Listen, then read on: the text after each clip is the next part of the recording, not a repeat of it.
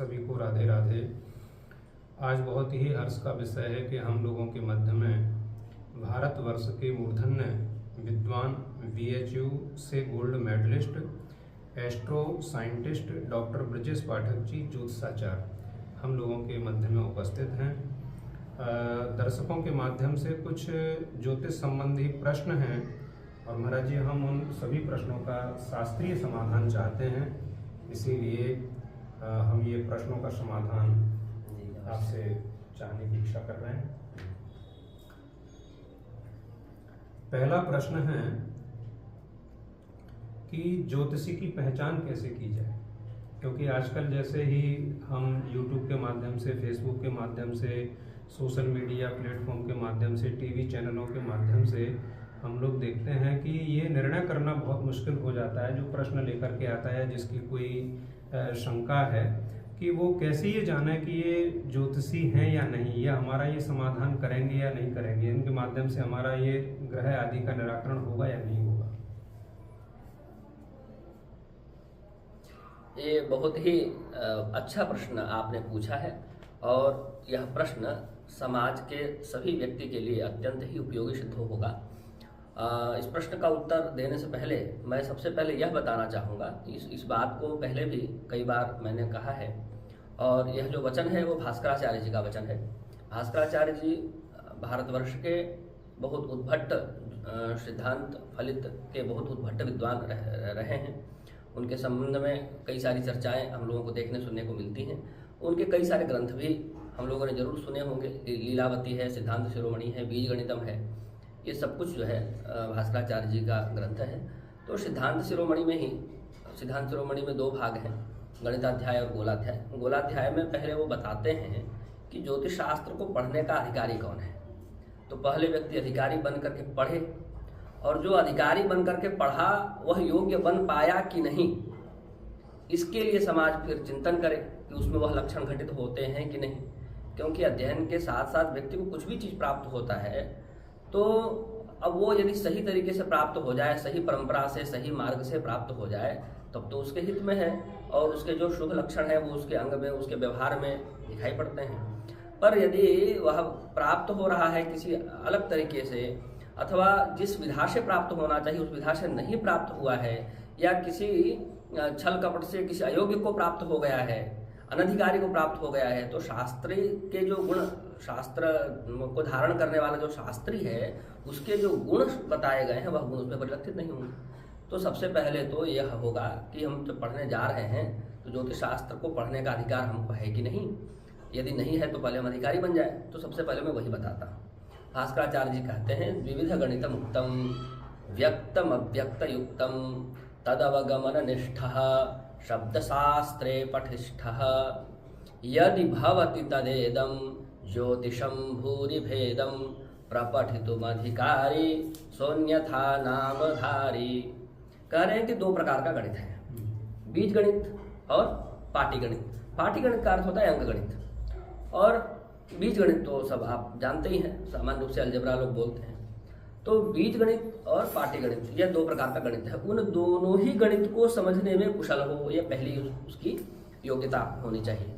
तो आजकल जितने भी इंस्टाग्राम के रील में या फेसबुक में या जहाँ भी आपके पास आया यह प्रश्न, जिस चीज़ को भी देख करके आया, वहाँ तो यह विचारणीय है कि लोग इतने योग्य हैं कि नहीं कि बीज गणित और पाटीगणित जानते हैं। तो भास्कराचार्य जी ने सब बीज गणित और पाटीगणित पर पहले ग्रंथ लिखा, उसके बाद यह बात लिख रहे हैं। तो दोनों प्रकार के गणित को जानने वाला हो, विविध गणितम उक्तम व्यक्त अव्यक्त युक्तम तदवगमन निष्ठः, उनको समझने में बिल्कुल निष्ठ हो, पारंगत हो। और शब्दशास्त्रे पठिष्ठः, शब्द शास्त्र कहते हैं व्याकरण शास्त्र को। व्याकरण शास्त्र में पठिष्ठः कह रहे हैं।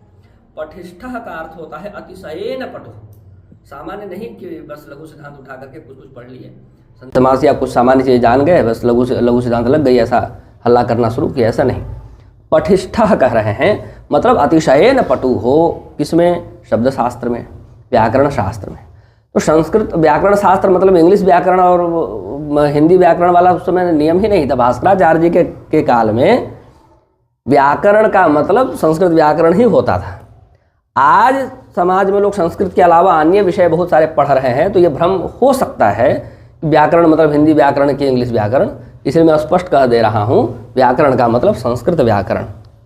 तो व्याकरण शास्त्र में अतिशयेन पटु हो, शब्द शास्त्रे पठिष्ठः, ऐसा ये दो जो है मुख्य रूप से उन्होंने बताया।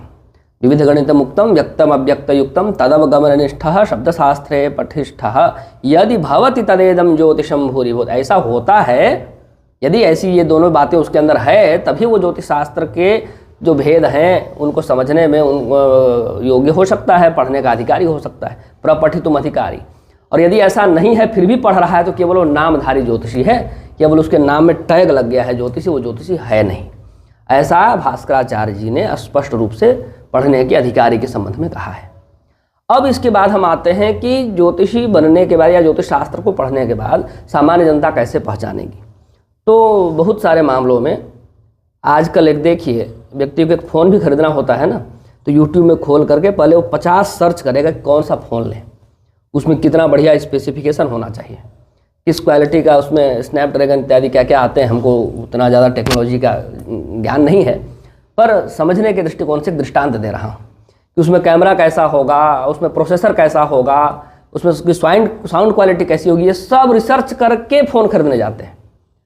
एक छोटा सा चीज़ खरीद रहे हैं फ़ोन 10-20 हज़ार का, जो 2-4 साल उनके साथ 5 साल रहेगा, और जब जीवन का निर्णय लेना हो तो बस भौकाल देखते हैं कि किसके कौन जो है कितना बड़ा बड़ा डींग हाँक पाता है, किसके कितने फॉलोवर हैं, किसके कितने सब्सक्राइबर हैं। ये सब देख करके पूरी दुनिया किधर अंधी दौड़ लगा रही है, उधर दौड़ते हुए अपने जीवन को सौंपने के लिए, जीवन का निर्णय लेने के लिए पहुँच जाते हैं। कितनी बड़ी गलती है ये, जनता की गलती है। पहले तो जनता अपनी गलती जाने, तब उसके बाद उसका परिष्कार का उपाय पूछे कि अच्छा ठीक है किसका परिष्कार क्या है। तो उसके लिए आपको कम से कम बृहद संहिता, पूरा नहीं, अपने काम की चीज़ जितनी है उतनी पढ़नी पड़ेगी। तो बृहद संहिता का PDF भी मिल जाएगा, आप इंटरनेट पर सर्च कर सकते हैं।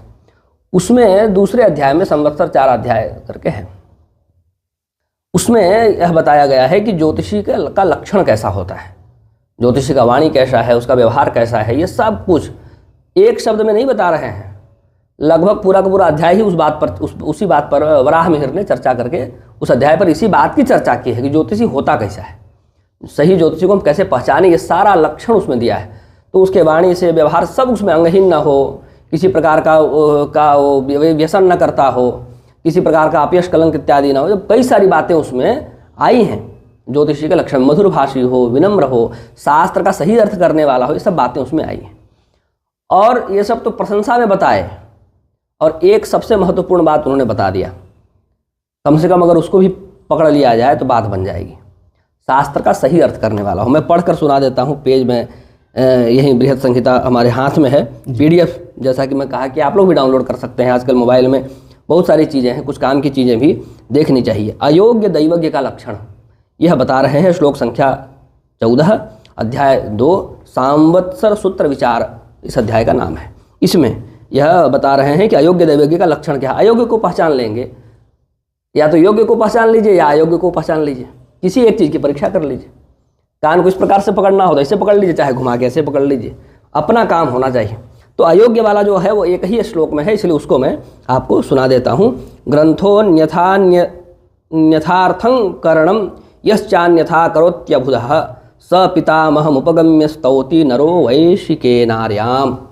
हमारे में कुछ प्रिंटिंग पुरानी है, तो इसका अर्थ यह है, जो ग्रंथोक्त पदार्थ को न जान करके उसके विरुद्ध अर्थ निरूपण करता है, जिस तरह कोई मूर्ख ब्रह्मा जी के पास जाकर के भी किसी वेश्या की स्तुति करने लगे, ग्रंथ में कुछ और कह रहा है और वो व्याख्यान कुछ और कर रहा है, ऐसा ज्योतिषी अयोग्य है ना। आज ही इसका एक उदाहरण मेरे को देखने को मिला। किसी ने एक रील भेजा था जिसमें कोई ज्योतिषी कहे कि संसार के सभी ज्योतिषी, अभी मैं ज्योतिषी मतलब ऐसे लोगों को वराह मिहिर ने एक शब्द दिया है, उसको कहते हैं नक्षत्र सूची। नक्षत्र सूची शब्द दिया है, और भास्कराचार्य जी ने तो नामधारी ज्योतिषी कही दिया। वही नामधारी वाले नक्षत्र सूची वाले ज्योतिषी का कोई वीडियो भेजा, उसमें उन्होंने दावा किया कि जितनी कुंडली लोग बना रहे हैं सब गलत बना रहे हैं। क्यों गलत बना रहे हैं? क्योंकि विश्वकर्मा जी ने तो जो नक्षत्र विभाग है वो इस प्रकार से बताया ही नहीं है। विश्वकर्मा जी का जो नक्षत्र विभाग है वो अलग अलग है, अलग ही है। वो कैसा है विश्वकर्मा जी का? तो मेष राशि में 3 नक्षत्र आते हैं, अश्विनी भरणी कृतिका। सिंह राशि में 3 नक्षत्र आते हैं, मघा, पूर्वा फाल्गुनी, उत्तरा फाल्गुनी। ऐसे धनु राशि में 3 आते हैं, मूल, पूर्वा साढ़ा, उत्तरा साढ़ा। और बाकी जो राशियाँ बच गईं, 9 राशियाँ, 12 राशियाँ हैं, उनमें से 3 का तो हो गया 3-3, तो उसमें केवल 2-2 ही नक्षत्र आते हैं। पर ये लोग तो 2.25 नक्षत्र वाली गणना करते हैं, यह गलत है। सबसे बड़ी बात यह है कि विश्वकर्मा जी ज्योतिषी कब हो गए? विश्वकर्मा जी तो वास्तुशास्त्री हैं। पहला प्रश्न तो यही है, आप ज्योतिष का नाम ले रहे हैं कि ज्योतिष में कुंडली गलत बनाते हैं। तो 18 ज्योतिष के प्रवर्तक हैं, सूर्य, पितामह, व्यास, वशिष्ठ, त्रिपराशर। तो उसमें कुछ पाठभेद भी है, लेकिन पाठभेदों में भी कहीं विश्वकर्मा जी का नाम नहीं है। तो ऐसे मूर्खों से तो पहला प्रश्न यही है कि विश्वकर्मा जी ज्योतिषी कब हुए, ये ज्योतिष शास्त्र के प्रवर्तक कब हुए, ज्योतिष शास्त्र के संबंध में उन्होंने श्लोकों का प्रवर्तन कब किया, किस शास्त्र में, किस ग्रंथ में किया, यही पहला प्रश्न है। तो ये लोग क्या कर रहे हैं, गलत तरीके से अर्थ का प्रस्तुतिकरण कर रहे हैं। इसी बात को यहाँ पर इन्होंने, वराहमिहिर जी ने बताया है कि शास्त्र की जो पंक्ति है उसका गलत अर्थ करें। वह जो बात है वो कही गई है कहाँ? वास्तुशास्त्र में। तो वास्तु के संबंध में कही गई है, उसको आप जातक में कैसे प्रयोग कर सकते हैं? वास्तु अलग विषय है, ज्योतिष अलग विषय है। जो नियम वास्तु का है उसको आप यहाँ कैसे ला सकते हैं? ऐसे ही ज्योतिष शास्त्र में अनेकों मैं उदाहरण दे सकता हूँ, ये तो आज का तत्काल का उदाहरण दिया। ऐसे ही ज्योतिष शास्त्र में अनेकों उदाहरण हैं। मुहूर्त चिंतामणि में विवाह प्रकरण में जो विवाह की लग्न कुंडली बनाई जाती है, उसमें यह कहा गया है कि जिस प्रकार से एक छोटी सी चिंगारी रुई के ढेर में पड़ जाए तो पूरे रुई को जला के भस्म कर सकती है, उसी प्रकार से बृहस्पति यदि केंद्र में हो तो सभी दोषों का नाश कर देता है। बृहस्पति बलवान हो, बृहस्पति केंद्र में हो, बृहस्पति बलवान हो तो सभी दोषों का नाश कर देता है। ये बात कहाँ कही गई है? विवाह प्रकरण में, मुहूर्त चिंतामणि में, विवाह के प्रसंग में न कही गई है। इसको भी लोग उठा करके कहाँ ले आते हैं? जातक में। जातक शास्त्र में सीधे उठा करके ले आते हैं कि बृहस्पति है, केंद्र में है, बलवान है, सारे दोष खत्म। ऐसा कब से होने लगा?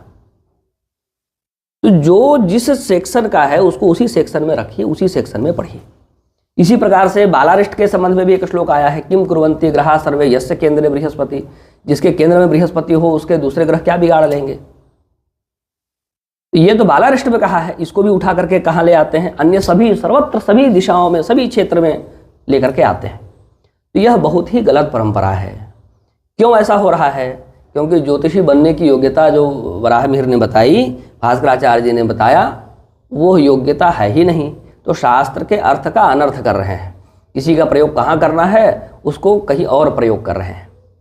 मैं अपने घर में पुत्र हूँ माता जी के लिए, बहनों के लिए भाई हूँ, मित्रों के लिए मित्र हूँ, शिष्यों के लिए गुरु हूँ। तो जिसके साथ जो संबंध है वही संज्ञा न मेरी होगी, वहीं पर उसका उपयोग होगा। जब मैं गुरुकुल में पहुँच गया, अपने विद्यालय में पहुँच गया, अपने शिष्यों के बीच पहुँच गया, तो वहाँ पर मैं गुरु स्थानीय हुआ, वहाँ तो मेरी गुरु संज्ञा ही होगी। इसी प्रकार से घर में गया तो हमारी माता जी थोड़ी हमको गुरु जी आइए कहेंगी, वो तो आओ पुत्र यही कहेंगी, तो उनके लिए मैं पुत्र हूँ। इसी प्रकार से जो जहाँ का प्रकरण है, जिस प्रकरण में, जिस प्रसंग में जो बात बताई गई है, जो सूत्र बताए गए हैं, उसका उसी प्रकरण, उसी में प्रयोग करना चाहिए। ये एक मैंने उदाहरण के रूप में आप सरल भाषा में समझ सकें इसलिए बताया। गणित में तो ऐसे अनेकों त्रुटियां हैं, अनेकों गिना सकता हूं मैं। गणित में ऐसी अनेकों त्रुटियां लोग करते हैं। कुछ उदाहरण के रूप में इन बातों को प्रस्तुत किया गया है। तो आशा है कि योग्य ज्योतिषी की पहचान कैसे करें, इसके लिए आप लोगों को पर्याप्त गाइडेंस मिल गया होगा।